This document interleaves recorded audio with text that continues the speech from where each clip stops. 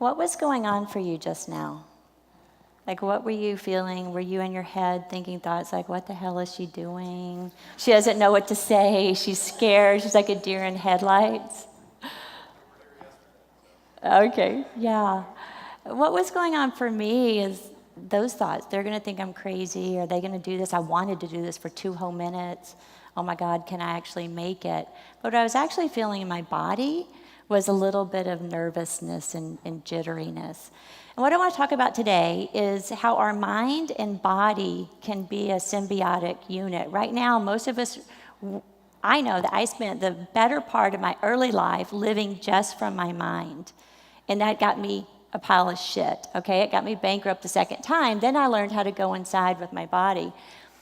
And what I want to talk about today is how energy could be the new currency. I was here last year, and there was a guy, 2 years ago I spoke, and I just came up with this concept, and I think Conscious Capitalism was one of my first kind of attempts at getting this message out there, and there was a guy in the audience named Dan. And Dan came up to me and said, I've got a client. I was talking to him about life force energy in your company. And he said, I've got a client, and they're like 50% of my business, and they're a pain in the ass, and they're killing my company. And he said, and I said, okay, how's that working for you? Or something like that. And he said, well, it's not. Okay. So, we talk a little bit. I shared some of the principles I'm going to share today. And Dan actually, a few months later, sent me an email. And the email said, after listening to you, my company decided to fire our biggest client. It was tough to say no to a lot of revenue, but we were happier and healthier as a company as a result. I was shocked. The subject line said like grateful or gratitude. And I was like, damn, like Dan is courageous, right? I was thinking people are not going to go to dinner. I mean, Dan's like 50% of his revenue. He's like, I got to get this out here. But what Dan understood, Dan was way more conscious than I was in the past. Dan was more in tune to his life force energy of his company. So 15 years ago, I was facing my second bankruptcy. Second. Okay, my first when I was 20 years old. Have you ever seen those rodeo riders and they like come out the gate and they just fall flat, like they don't even get to ride? Well, that was me. Okay, that was my first bankruptcy. It was like, oh, damn, okay, let's pick back up and try this again. Most of my life was struggle. So I was 38 years old. This was 2001. I'd invested all of my money into a .com. And, everybody knew .coms were the way to go. So I had just banked everything on it. And then the stock market crashed in 2001, right before I was in the final stages of getting $5 million in funding. I'm so grateful to this day that I never received that money, because to have owed somebody that money would have been horrendous.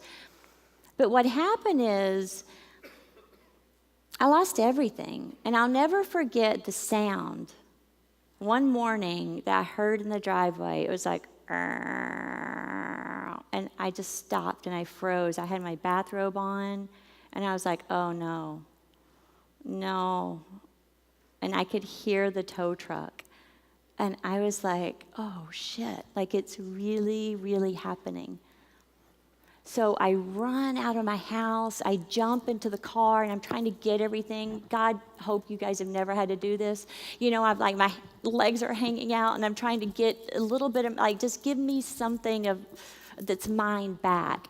They take that car, then they take the next car, and then they took my house. And I really thought, here I am again. So I lied a lot. I did. I lied to everybody that I know. I said, oh, you know what, we need to move. Yeah, we need to be closer to work. Told the kids that we're going to put them in better schools. Now, I want you to, for a second, feel into what kind of position do you have to be in to lie to your offspring.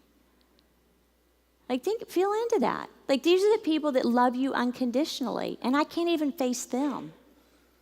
And what I really understood more than everybody I lied to was how big I lied to myself. The truth is, I've been spiritually bankrupt my entire life. And I feel a little teary thinking about that. And what's worse than losing all your money and your house and your cars is not having fun when you're doing it. Like, that's worse, okay? So I was at rock bottom, and I did what a lot of 38 to 40-year-old rock bottom people do. You know, right? What? No, I did it. I did it at my house. So what I did is said, screw that old world. I blamed business, and I said, I don't want anything to do with that, because that is hell.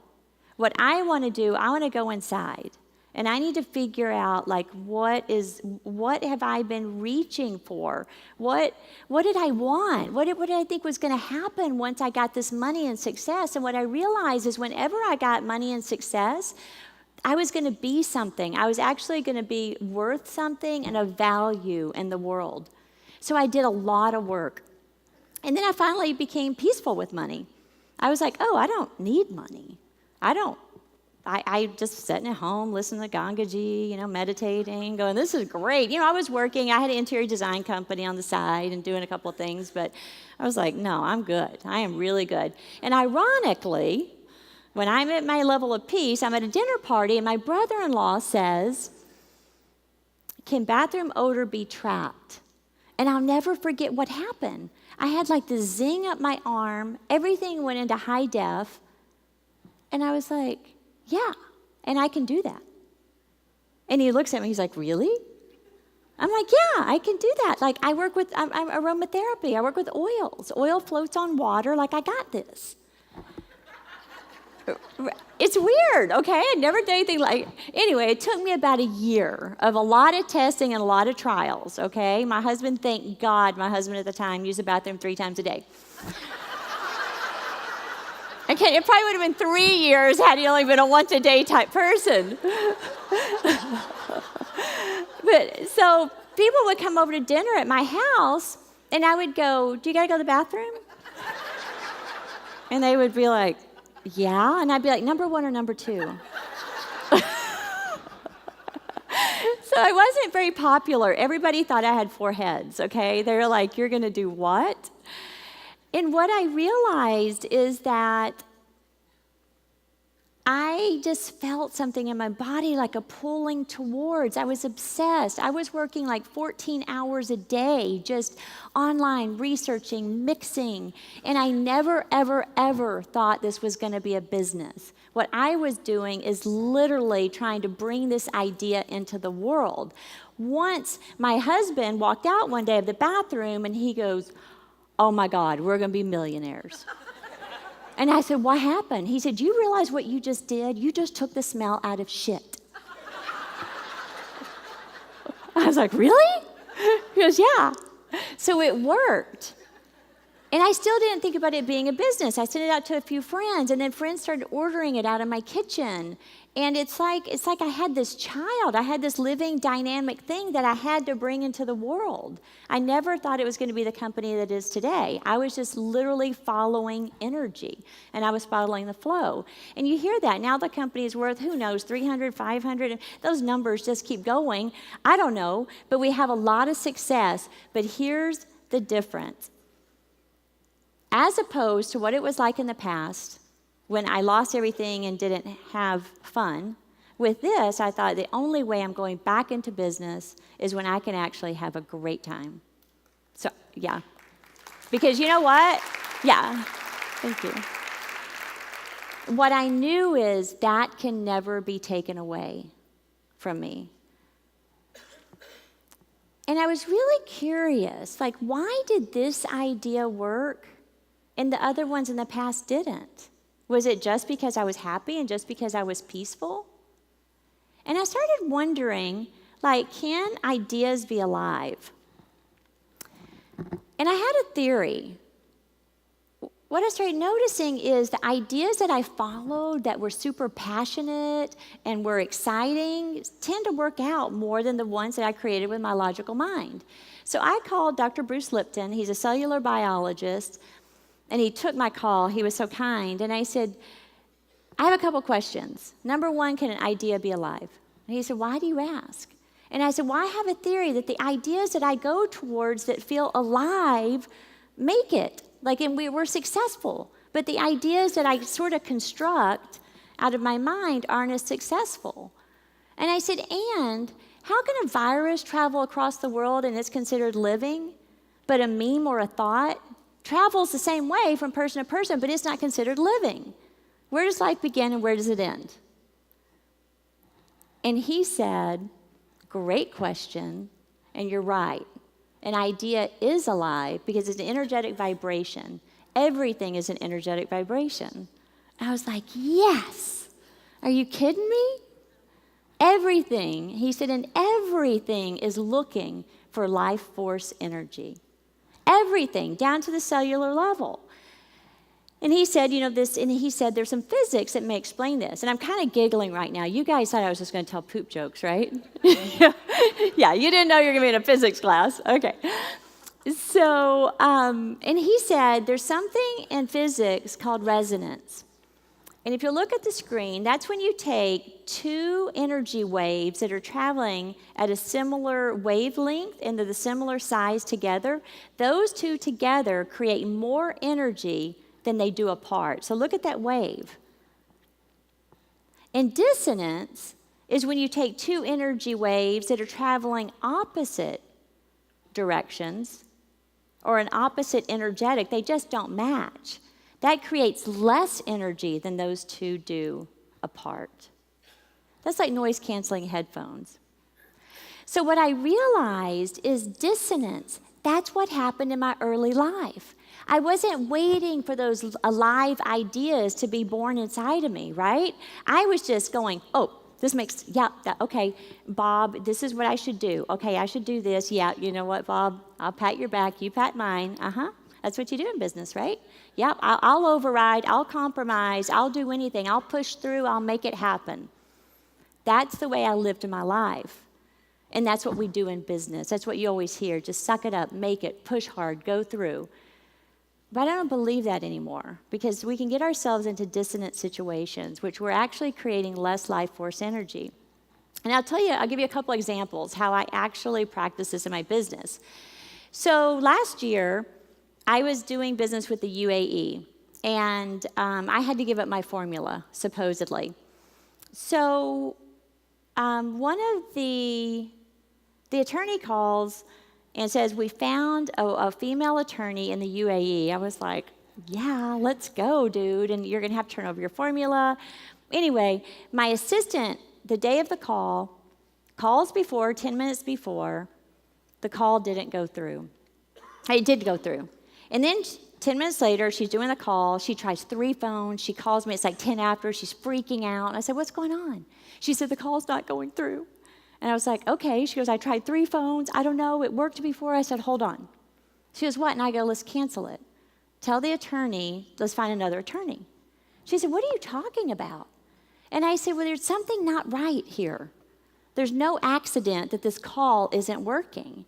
So my attorney knows me. He's been with me for a while. He's like, got it. Find another attorney. 2 weeks later, he's in my office, and he's like, Suzy, do you know that attorney, the UAE deal? I said, yeah. He said, we found a new attorney, and you don't have to give up your formula because my formula is my trade secret. He said, you don't have to give it up, and had you given it up, it would have been public knowledge. Yeah. So that's when I listen to dissonance. Now, constructive interference, resonance, is like that idea with Poo-Pourri. You know what I'm saying? I got the zing up my arm. I felt alive. I'm like, oh, my God, let's go towards that. And that's what I do every single time. And so there's a few things that have gone on. So what I do, I'll be in the middle of a meeting. Let's say we're in a creative brainstorm meeting, and you can feel the energy in the room. It's like, no, we're not going that direction. What I do is I wait to actually ride the wave, and I go, okay, let's keep going. And when the energy dips, I stop. That, to me, is resonance, and that's what we do. And I figured out there's 4 areas that I consider the way I can track a resonant idea. Number 1 is I'm turned on and lit up. So you're turned on and lit up. You actually have more energy than you did. Do you remember how 2 wavelengths. So you get the idea and you're like, I don't know, I'm up all night, I want to talk to people about it, I want to do something. Number 2, you have body sensations. Have you heard the people go, oh my God, I have chill bumps, or I've got goosebumps? I'm doing that. Number 3, there's signs of synchronicity. My favorite cartoon when I was young was Mr. Magoo. Do you guys remember Mr. Magoo? And he would drive on and then all of a sudden the boat comes right by. And that's what people used to say. People would go, of course you're sitting on the plane next to the producer that you need for your next video. Because that's what happens in Suzy's world. No, they really did. They thought it was Suzy's world. What they didn't understand is that's a sign of resonance. What happens is because you create more energy, there's more things that will be attracted to you. The 4th one is it keeps knocking at your door. Like the idea just won't go away. That's the thing. Whenever I had the idea about Poo-Pourri, I couldn't stop it. It's just like knocking on my door every single morning. Like, get up, do it, do it, do it. And I just discovered a 5th one last night during a massage. This is all new. Everything goes kind of high def. Like everything just becomes really clear and really perfect for a moment. Now, a lot of people have called this flow states, and they say you can hack into the flow states, with drugs or different things. I'm not sure if you actually need that. What I do is I try to manage the energy as I go. So most people call it flow state. So what I want to do is take you through a little exercise real quick. I keep pushing the wrong button. So I want you to see how resonance feels. So close your eyes. Don't worry, nobody's going to get your purse. There's security everywhere. Nobody's going to pinch you. I want you to tune in and ask yourself, is there anything in your life or your business right now that's draining you? And trust the first thing that pops up. You know those people that say things like, it's killing me. This is draining me. This person is, oh my God. And notice what you feel in your body. Is there like a thump in your belly? Is it like a dense, heavy sensation all over your body? Okay, open your eyes. You guys don't have to blurt it or tell anybody. Don't worry, it's your secret. But just notice how your energy feels. Okay, now close your eyes again. Now think of something that lights you up, that excites you. It could be a project right now. It could be your job. It could be a person, you're in love, and every time they walk in the room, you get this little zing. So what's happening in your body when you tune into that? Do you feel like a fluttery in your belly and a little bit tingly, excited, like, oh, okay, that's fun? Yeah, that's what I feel. I feel a little flutter in my belly. I notice my cheeks want to come up. I want to smile. Okay, open your eyes again.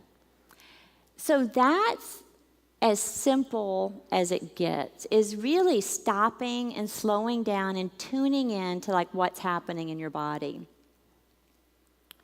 And that's why I did that at the beginning. It's like, hold on, what happened? Did you immediately go up into your head and start trying to figure out what was going on?